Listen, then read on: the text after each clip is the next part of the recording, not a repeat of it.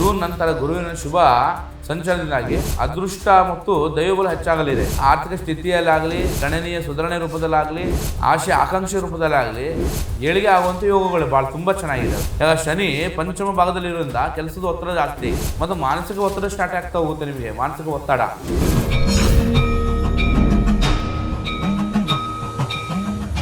ಓಂ ಗುರುಭ್ಯೋ ನಮಃ. ಹರಿ ಓಂ. ನಮಸ್ತೆ ವೀಕ್ಷಕರೇ, ನಾನು ನಿಮ್ಮ HR ಗುರುಜಿ. ದೈವ ಮಾರ್ಷಿಕಾರ್ಯ ಸ್ವಾಗತ. ಹಾಗೂ ಈ ಚಾನಲ್ ಲೈಕ್ ಮಾಡಿ, ಸಬ್ಸ್ಕ್ರೈಬ್ ಆಗಿ ಆದಷ್ಟು ಶೇರ್ ಮಾಡಿ. 2026-27 ಪರಭಾವ ಸಂವತ್ಸರದ ಯುಗಾದಿ ಭವಿಷ್ಯ ಬಗ್ಗೆ ತಿಳಿಸೋದು ಬಂದಿದ್ದೇನೆ. ಅದರಲ್ಲಿ ವೃಶ್ಚಿಕ ರಾಶಿ 8ನೇ ರಾಶಿ ವೃಶ್ಚಿಕ ರಾಶಿ. ಈ ರಾಶಿಯವರು ಈ ವರ್ಷ ಪರಿವರ್ತನೆ ಮತ್ತು ಬೆಳವಣಿಗೆಯ ಕಾಲವಾಗಿದೆ.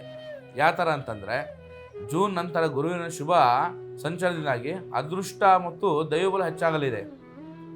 ಇದರಿಂದಾಗಿ ಅವರಿಗೆ ಆರ್ಥಿಕ ಸ್ಥಿತಿಯಲ್ಲಾಗಲಿ, ಗಣನೀಯ ಸುಧಾರಣೆ ರೂಪದಲ್ಲಾಗಲಿ ಮತ್ತು ಅವ್ರಿಗೆ ಆಶೆ ಆಕಾಂಕ್ಷೆ ರೂಪದಲ್ಲಾಗಲಿ ಏಳಿಗೆ ಆಗುವಂಥ ಯೋಗಗಳು ಭಾಳ ತುಂಬ ಚೆನ್ನಾಗಿದೆ. ಅವರಿಗೆ ಏನೇ ಕೆಲಸ ಕೈ ಹಾಕಿದ್ರು ಕೂಡ ಗಣನೀಯವಾಗಿ ಏರ್ತಾ ಹೋಗುತ್ತವ್ರಿಗೆ ಇಳಿಕೆ ಆಗೋದಿಲ್ಲ. ಅಂಥ ಒಂದು ಅನುಕೂಲಕರ ರಾಶಿ ಅಂತ ಹೇಳ್ಬೋದು. ಮತ್ತು ಅನುಕೂಲಗಳು ಯಾವ ಥರ ಇದೆ ಈ ರಾಶಿಯವರಿಗೆ? ಈ ವರ್ಷದಲ್ಲಿ ಆರ್ಥಿಕದಲ್ಲಿ ಪ್ರಗತಿ ಕಾಣುವಂಥ ಯೋಗ. ಗುರು ಮತ್ತು ಎಲ್ಲ ರೀತಿಯಿಂದ ಅವರಿಗೆ ಸಪೋರ್ಟ್ ಕೊಡುವಂಥ ಯೋಗ. ಗುರು ಗ್ರಹವು 9ನೇ ಮನೆಗೆ ಸಂಚರಿಸ್ತಾರೆ. ಈ ಸಂಚಾರದಿಂದಾಗಿ ಆದಾಯ ಹೆಚ್ಚಾಗಲಿದೆ ಅವರಿಗೆ. ಸಂಪೂರ್ಣವಾಗಿ ಬರಲಾರ ಜಾಗದಿಂದ ಬರುತ್ತೆ ಅವ್ರಿಗೆ ಅಮೌಂಟು. ದುಡ್ಡು ಕಾಸಲ್ಲಾಗಲಿ, ಇಲ್ಲ ಆಸ್ತಿ ಆಡಂಬರ ರೂಪದಲ್ಲಾಗಲಿ, ಯಾವುದೇ ಕೆಲಸ ಕೈ ಹಾಕಿದ್ರು ಕೂಡ ಹಣಕಾಸು ಯಾವುದೇ ಕಗ್ಗಂಟಾಗಿ ಉಳಿದು ಕೂಡ ಅವರಿಗೆ ಸಂಪೂರ್ಣವಾಗಿ ಲಾಭದಾಯಕ ಆಗಿ ಎಲ್ಲ ಕಷ್ಟ ನಷ್ಟ ನಿವಾರಣೆ ರೂಪದಲ್ಲಿ ಆಗ್ತಾ ಹೋಗುತ್ತೆ. ಇದರಿಂದಾಗಿ ಹಳೆಯ ಸಾಲಗಳು ಸಂಪೂರ್ಣವಾಗಿ ನಿವಾರಣೆ ಆಗ್ತಾ ಹೋಗುತ್ತೆ. ಮತ್ತು ನಿಮ್ಮ ಬರುವಂಥ ದುಡ್ಡು ಸೇಫ್ಟಿ ನಿಮ್ಮ ಕೈಲಿ ಸೇರುವಂಥ ಯೋಗ ಬರ್ತಾ ಹೋಗುತ್ತೆ. ಎಷ್ಟೋ ವರ್ಷದಿಂದ ಕಾರಾಟ ಕಿರಿಕಿರಿಂದ ದುಡ್ಡು ಕಾಸು ಅಲ್ಲೇ ಸ್ಟಕ್ ಆಗಿ ನಿಂತಿರುತ್ತೆ. ಆ ಒಂದು ಕೆಟ್ಟ ಸಮಯ ಕೂಡ ದಾಟ್ಕೊಂಡು ಈ ಸಮಯದಲ್ಲಿ ಅವರಿಗೆ ಲಾಭದಾಯಕ ಆಗಿ ಮತ್ತು ಹೊಸ ಆಸ್ತಿ ಮತ್ತು ಹೊಸ ಗೃಹ ಕಟ್ಟಡ ಆಗಲಿ, ಹೊಸ ಒಂದು ವಾಹನ ಯೋಗದಲ್ಲಾಗಲಿ, ಹೊಸ ಭೂಮಿ ಖರೀದಿ ರೂಪದಲ್ಲಾಗಲಿ ಮತ್ತು ಹೊಲ ಮನೆ ರೂಪದಲ್ಲಾಗಲಿ ಪ್ರತಿಯೊಂದು ಲಾಭ ಆಗ್ತಾ ಹೋಗುತ್ತೆ. ಇದು ಒಂದು ಉತ್ತಮ ಸಮಯ ಇದೆ ಅಂತ ವಿಚಾರ ಇದೆ ಈ ವಿಚಾರದಲ್ಲಿ.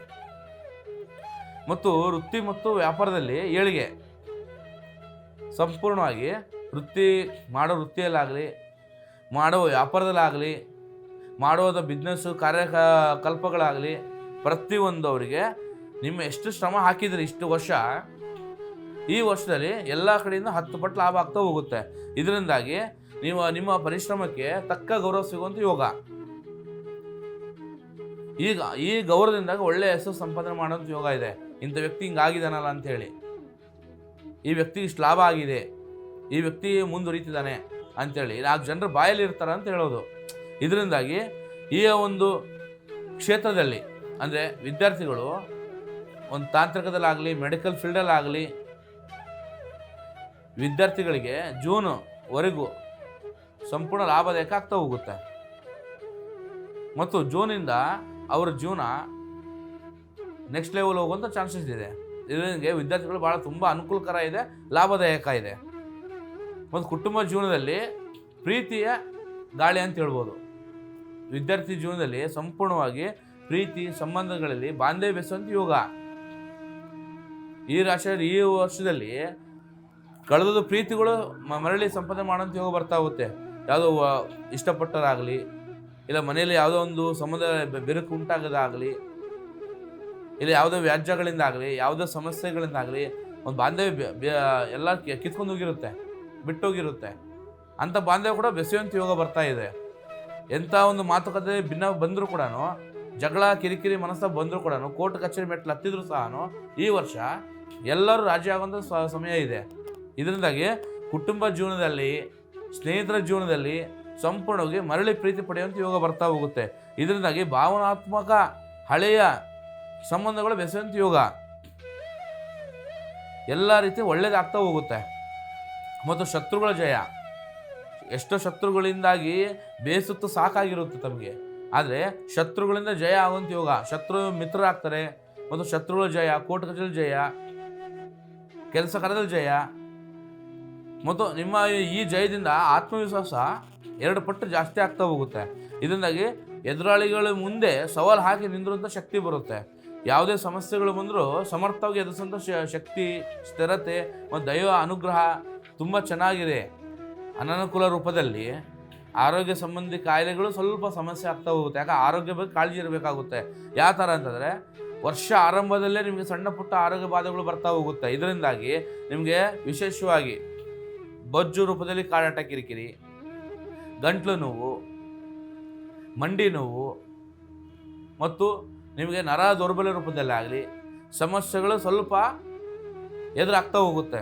ಇದರಿಂದಾಗಿ ಮನಸ್ಸು ಸ್ವಲ್ಪ ಒತ್ತಡ ಸ್ಟಾರ್ಟ್ ಆಗ್ತಾ ಹೋಗುತ್ತೆ. ಇದರಿಂದಾಗಿ ನಿಮ್ಮ ಒಂದು ಆರೋಗ್ಯ ಕಾಳಜಿ ಇದ್ದಷ್ಟು ಭಾಳ ಅನುಕೂಲ ಆಗ್ತಾ ಹೋಗುತ್ತೆ.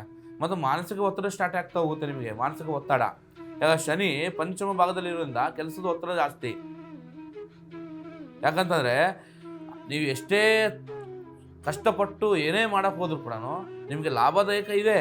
ಅದರಲ್ಲಿ ಶನಿ ಯಾವ ಪಂಚಮ ಸ್ಥಾನದಲ್ಲಿ ಇದ್ದಾಗ ನಿಮಗೆ ಸಂತೃಪ್ತಿ ಉಂಟಾಗ್ತಾ ಹೋಗುತ್ತೆ. ತೃಪ್ತಿ ಇದ್ದಷ್ಟು ಸಂತೃಪ್ತಿ ರೂಪದಲ್ಲಿ ಎದುರಾಗ್ತಾ ಹೋಗುತ್ತೆ. ಮತ್ತು ಜುಲೈ 27ರಿಂದ ಡಿಸೆಂಬರ್ 11ರವರೆಗೆ ಶನಿಯು ಹಿಮ್ಮುಖ ಚಾಲನೆಯಿಂದ ಯಾಕಂದರೆ ಹಿಮ್ಮುಖ ಚಾಲನೆ ಹಲವು ಅಡೆತಡೆಗುಂಟಾಗ್ತಾ ಹೋಗುತ್ತೆ. ನೀವು ಮಾಡಲಾರ ತಪ್ಪಿಗೆ ಮಾಡ್ಯಾನಂತರ ಅಪಪ್ರಚಾರ ಬರ್ತಾ ಹೋಗುತ್ತೆ. ಅಪವಾದ ಗೀಡಾಗಿ ಒಟ್ಟಲ್ಲಿ 4 ಜನರ ಮುಂದೆ ಅಪಮಾನ ಆಗಿ ತೊಂದರೆಗಳಾಗೋ ಸಂದರ್ಭ ಭಾಳ ಇದೆ. ಇದರಿಂದಾಗಿ ನಿಮಗೆ ಸ್ವಲ್ಪ ಜುಲೈ 27ರಿಂದ ಡಿಸೆಂಬರ್ 11 ನಿಮ್ಮ ಜೀವನದಲ್ಲಿ ಸ್ವಲ್ಪ ಕಾಡಾಟ, ಕಿರಿಕಿರಿಯಿಂದಾಗಿ ಸ್ವಲ್ಪ ಹಿನ್ನಡೆ ಆಗ್ತಾ ಹೋಗುತ್ತೆ. ಈ ಒಂದು ಕೆಲವು ಸಮಯದಲ್ಲಿ ಹುಷಾರಿದ್ದಷ್ಟು ಭಾಳ ಅನುಕೂಲ, ಎಚ್ಚರಿಕೆ ವಹಿಸಬೇಕಾಗುತ್ತೆ. ಮತ್ತು ಅನಿರೀಕ್ಷಿತ ವೆಚ್ಚಗಳು ಸಂಪೂರ್ಣವಾಗಿ ನೀವು ಎಲ್ಲ ಅನುಕೂಲ ಇದೆ, ಚೆನ್ನಾಗಿದೆ ಅನ್ನೋಷ್ಟರಲ್ಲಿ ಖರ್ಚು ತಲೆ ಮೇಲೆ ಕುಂತು ಬಿಡುತ್ತೆ. ಖರ್ಚು 1 ಪಟ್ಟ ಆಗೋ ಜಾಗದಲ್ಲಿ 10 ಪಟ್ಟು ಜಾಸ್ತಿ ಆಗ್ತಾ ಹೋಗುತ್ತೆ. ಈ ವರ್ಷ ಮೊದಲಾರ್ಧದಲ್ಲಿ ನಿಮಗೆ ಪ್ರಯಾಣ ಅಥವಾ ಕುಟುಂಬದ ಕಾರಣದಿಂದಾಗಿ ಹೆಚ್ಚಿನ ಖರ್ಚುಗಳು ಬರೋವಂಥ ಚಾನ್ಸಸ್ ಭಾಳ ಇದೆ. ಪ್ರಯಾಣದಲ್ಲಾಗಲಿ, ಇಲ್ಲ ಯಾವುದೋ ಟ್ರಿಪ್ ರೂಪದಲ್ಲಾಗಲಿ, ಇಲ್ಲ ಟ್ರಿಪ್ ರೂಪದಲ್ಲಿ ಯಾವುದೊಂದು ಖರ್ಚು ವಿಚಾರದಲ್ಲಾಗಲಿ, ಇದರಿಂದಾಗಿ ಮನೆಯಲ್ಲೂ ಕೂಡ ಸಮಸ್ಯೆಗಳಾಗ್ತಾ ಹೋಗುತ್ತೆ. ಮತ್ತು ಇದರಿಂದಾಗಿ ನಿಮಗೆ ಆಪ್ತರಿಂದ ಮೋಸ, ದಗೆ, ದೌರ್ಜನ್ಯ, ನಾನು ಸ್ವಲ್ಪ ಹೇಳಿಕೆ ಮಾತು ಕೇಳಿ ಮನೆಯಲ್ಲಿ ಗಂಡ ಹೆಂಡತಿ ನಡುವೆ ಸ್ವಲ್ಪ ಸಮಸ್ಯೆಗಳು ಬರುವಂಥ ಚಾನ್ಸಸ್ಸು. ಈ ಸಮಸ್ಯೆಗಳಿಂದಾಗಿ ಯಾವುದೋ ಒಂದು ಒತ್ತಡದಿಂದಾಗಿ ಕಿರಿಕಿರಿ ಮೇಲೆ ಸಮಸ್ಯೆಗಳು ಬರುವಂಥ ಚಾನ್ಸಸ್ ಇದೆ. ಇದರಿಂದಾಗಿ ಹಣಕಾಸು ಮೇಲೆ ಸ್ವಲ್ಪ ನಿಗಾ ಇಡಿ. ನಿಗಾ ಇದ್ದಷ್ಟು ಭಾಳ ಅನುಕೂಲ ಆಗ್ತಾ ಹೋಗುತ್ತೆ. ಮತ್ತು ನೀವು ಯಾರನ್ನ ಅತಿಯಾಗಿ ನಂಬ್ತೀರಾ ಅವರಲ್ಲಿ ಸ್ವಲ್ಪ ಹುಷಾರಿರಬೇಕಾಗುತ್ತೆ. ಯಾಕಂತಂದರೆ ಪ್ರತಿ ಕ್ಷಣ ಪ್ರತಿದಿನ ಆ ವ್ಯಕ್ತಿ ನಿಮ್ಮಲ್ಲಿ ಇದ್ದಷ್ಟು ಒಂದೇ ಥರ ಗುಣ ಇರೋದಿಲ್ಲ. ಆ ಕೆಲವು ವ್ಯಕ್ತಿ ಕಡೆಯಿಂದಾಗಿ ಸ್ವಲ್ಪ ತೊಂದರೆಗಳಾಗ್ತಾ ಹೋಗುತ್ತೆ. ಮತ್ತು ನಿಮಗೆ ಆ ವ್ಯಕ್ತಿ ಕೋಪ, ತಾಪಕ್ಕೆ ನಿಮಗೆ ಕಾರಣ ಆಗ್ಬೋದು. ಯಾಕಂದರೆ ನಿಮ್ಮ ಕೋಪ, ನಿಮ್ಮ ಆತುರತನ ಒಬ್ಬರಿಗೆ ಮುಳು ಆಗ್ತಾ ಹೋಗುತ್ತೆ. ಯಾಕಂದರೆ ನಿಮ್ಮ ಮುಂಗೋಪಿತನ ಒಬ್ಬರಿಗೆ ತೊಂದರೆ ಆಗ್ತಾ ಹೋಗುತ್ತೆ. ಇದರಿಂದಾಗಿ ದೊಡ್ಡ ಪ್ರಮಾಣದ ಜಗಳ ಬರೋದು, ಮಾರಾಮಾರಿ ಆಗೋದು, ಕಿರಿಕಿರಿ ಆಗೋದು, ಬಡದಾಟ ಆಗೋದು, ಈ ಥರ ವಿಚಾರ ಆಗ್ತಾ ಹೋಗುತ್ತೆ. ಯಾಕಂದರೆ ಮಂಗಳ ಪ್ರಭಾವದಿಂದ ಈ ನಿರ್ಧಾರ ರೂಪದಲ್ಲಿ ನಿಮಗೆ ತೆಗೆದುಕೊಳ್ಳುವಂಥ ಯಾವುದೇ ನಿರ್ಧಾರ ಇರಲಿ,